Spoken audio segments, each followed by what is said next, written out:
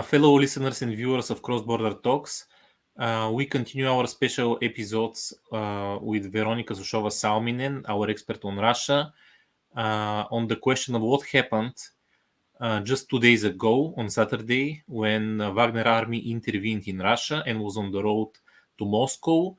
We ended our previous episode exactly in the moment when they decided, or a little bit before the moment they decided to return from the road to Moscow.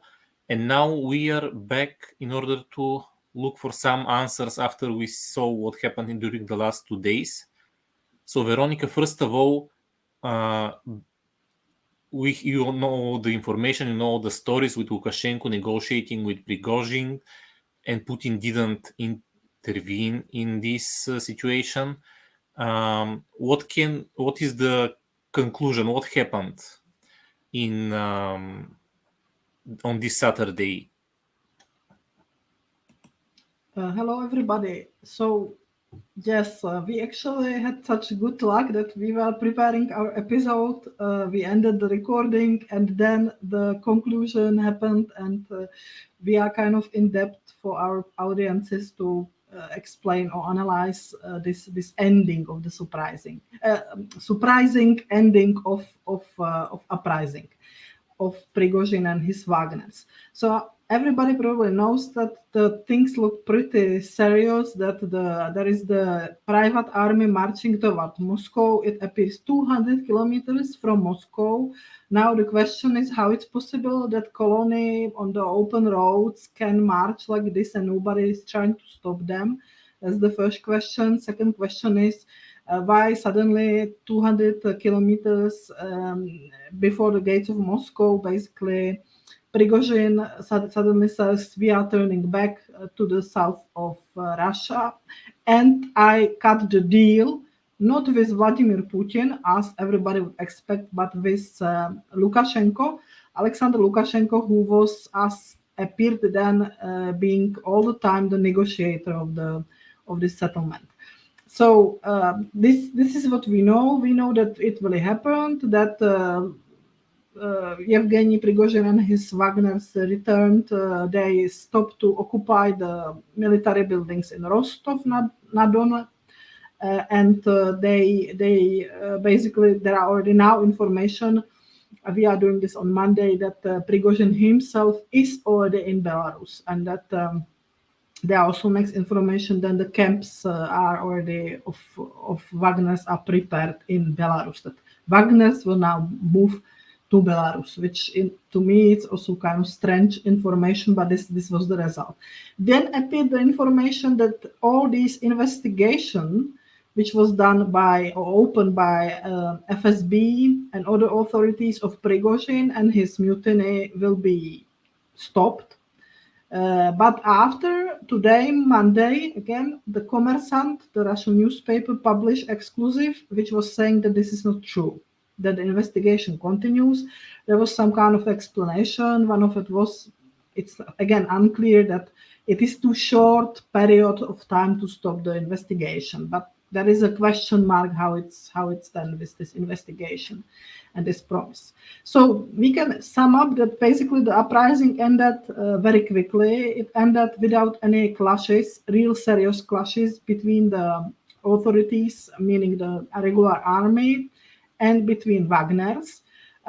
We know that probably Prigozhin cut some kind of deal, not with Putin, but with Lukashenko, and we don't know actually the role which had in this all Vladimir Putin. Okay, the role of Vladimir Putin is specifically interesting. He's a little bit like a god. He doesn't intervene in what is going on, and maybe that is strange or not. What's your take on Putin's role in this situation and crisis? Very, very strange, in my opinion, is all the story around Putin. First of all, yes, he can be maybe perceived from outside as God, like some kind of authority over everything. But actually, this is not the reality. As I was explaining many times, that his main function or role was always to mediate between conflicts. and to find compromises between different factions of establishment. So if Putin would continue to play this role, we would never hear really loudly about conflict between Prigozhin and between Shoigu and Ministry of Defense, because Putin would be able to deal with the situation and find the solution for both sides in such a way that it would be not openly articulated and pronounced. And it would never appear in such situation like uprising, because this uprising that was, like, as I said last time, continuation of long-term problems. It was not appearing suddenly. So the role of Putin in this sense is very strange. We can see that his statecraft somehow is changing, his management style. He's far from early career when he was known for being very adaptive, very sharp, very present, very quick negotiator and crisis solutor, that he was able to appear and start to fix things, and propaganda was nicely working with it. And now actually you have a crisis. You have a morning speech of Putin in which he says that there is repetition of 1917, and the country is on the brink of civil war, tragedy. It can happen, dissolution of Russia. Russia is fighting for life, and all these things. Very emotional kind of message. Putin, of course, we don't know how far he means it or does PR. And then suddenly we don't hear about him all day. On second day and third day, by the way, he appeared information about Putin today, Monday, and like nothing would happen, he's continuing his agenda, speaking with some engineer association or what, not speaking about the situation which happened, not interfering in any of it. Of course, it doesn't mean that he doesn't do anything behind in the parapolitical sphere, because the parapolitical sphere in Russia is where the real politics is happening, where the real decisions are done, where the real processes are behind, and observers very often cannot see them because they are hidden from them. So I don't say that he didn't do anything, but I just say that for his public PR, for his public authority, but in fact also for his position as a moderator and organizer of these conflicts, this is not very good image which we are getting, because the conflict between Prigozhin and Shoigu was here a long time, and we saw Putin doing nothing, and then we saw suddenly uprising, and we saw all this narrative around it, and then very strange, very strange conclusion, which led all this speech of Putin in like sounding very funny actually, or absurd. So it was. I had the idea, when I was thinking about it. It reminds what Karl Marx said about that history is repeating twice. And first time it is as a drama, and second time as tragedy or farce. So this was the second example, speaking about this 1970 and civil war and uprising during the Bolshevik Revolution, which Putin was quoting. So I am very kind of confused of Putin, what he actually is doing and what is his idea about, because it is needed to realize that he is in Russia is in state of war. There is a conflict going on, very serious conflict, which is not only about the Ukraine, but Russia is in conflict with all West. And in this situation, the leader must be much more adaptive, much more swift in order to solve problems which this war is causing.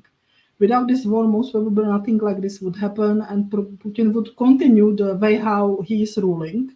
But I'm afraid that this style is actually absolutely incompetent, or no, that's not correct word, inconsistent with the given situation and with the decision he made in 2022. Okay, you mentioned the conflict between Shoigu and Gerasimov on one hand and Prigozhin. And I also wanted to ask you what happens with these conflicts within the Russian elites. The uprising was interpreted by various people as internal conflict within the Russian elites. And we have both military and other elites. So what's their reaction to what happened? Well, This is very difficult to guess. As I said, that the most important parts of Russian politics are hidden from public analysts and so on. Usually you cannot see these things. We know that during Saturday, when all these, these measures since morning were happening, when Putin called it military uprising or armed uprising or mutiny, when he had this open speech about it, when we heard the measures which were happening in Moscow, when they were starting to prepare for the military clashes, when in Moscow was suddenly contra-terrorist operation in motion, when they were speaking about that there is not enough army in Moscow and in big towns, and that those who are in basic service will be fighting with Wagners, and all this information were flooding the public space in Russia. At that moment, we also heard, of course, I cannot confirm, I am listening to the media as everybody else, I'm not in Moscow, I cannot see that many of Russians oligarchs were leaving Moscow. So there was the reaction on this that they probably felt unsafe. So this is weakening position of Putin if it's true, because he suddenly is also not providing them security. That's the first thing. Second thing is that if Putin is withdrawing from his function as an arbiter, if he is not able to provide security, basic security for their property, for their lives, because some Prigozhin get loose and is marching to Moscow and nobody knows what is going on, what can happen, or some people start to believe that there is civil war coming because president is admitting something like this, then there is the question if he's moderating the hidden conflicts in us, because war, again, as I said, this is a huge test for all the system. Putin decided to go to this war, and now he must live with the consequences, and he must manage these consequences. And if he thinks that he will manage them sitting in the Kremlin and working with documents, as Mr. Peskov said, this will hardly be a recipe for political future, for a good position for Mr. Putin, in my opinion. So from this point of view, this is, I think, very, very, very strange. And we really don't know what are his next his next role in other conflicts, because we don't hear much about these conflicts. But I am guessing, first of all, we have to say that in last 1 year, a lot of things change, and there's a lot of fear in elites because there is a lot of repression which started. So many of the oligarchs or businessmen, specifically businessmen, are not openly criticizing, not openly going also in conflicts because of this, because it's risky for them. There is this consolidation rhetoric and narrative and real repressions. But of course, there are still fights for money, fights for resources, position, and so on. So I wonder if this is just some kind of exception that Putin lets this huge conflict go so far, or if it's already rule. We don't know that. Okay, you mentioned that many things are not known, but some people pointed to basic facts. So if you write something against the war, you can get in prison for a long time. And in the case of Prigozhin, you make a rebellion and nothing seems to happen. You are even let to leave without any problem the country. So some people, at least in Bulgaria, ask themselves, isn't it a fake uprising? What do you think about that? Well, it's difficult to argue with this because, as I said, we don't know many things. I would point out one thing, that unfortunately the political system and legal system in Russia of Putinist type, or let's say this post-communist one, is very arbitrary. So it's not surprising that you go to sit for 20 years for criticizing war and then nothing happens to you in the case of mutiny or uprising, because this is how the system works. It's not fair. It's not Russia has very weak institutions, including of legal institutions, and the regime is building on this. Regime is neo-patrimonial, as I said. It is mixing the institutions and formal institutions, formal rules with informal and personal relations, clientelism, crony, crony relations and so on. So it's very typical. But however, if you think about how inconsistent the whole story of the uprising is, we have to really think about what is really going on. Yes, the rational explanation is Prigozhin felt his business and his life maybe are in danger. He didn't have other instruments than use his own army to make noise and to bluff, maybe to create pressure and save his business and his army this way how he did. Because as we know, this shouldn't be forgotten, in the middle of this month, Putin said clearly that also Wagner Group should be kind of nationalized. It means it should be put under the command and under the contracts with the Ministry of Defense, which means with Shoigu. And Prigozhin said, no, I will never do it. And Putin said, you have to. So Putin took the side eventually. And this was maybe the reason why Prigozhin did all what he did. But of course, there are other, I also read other possibility, for example, that it was all theater to create some kind of trap for Ukrainians, and they didn't react to it. So that's why it ended such strange way, which I cannot guess because you never know. My idea was because of this strangeness of all happenings that it was so-called Maskirovka, means that the idea of the uprising and all this media theater is covering something other which will happen after. One of my theory was that maybe Putin is creating space for some kind of political changes which he will adapt.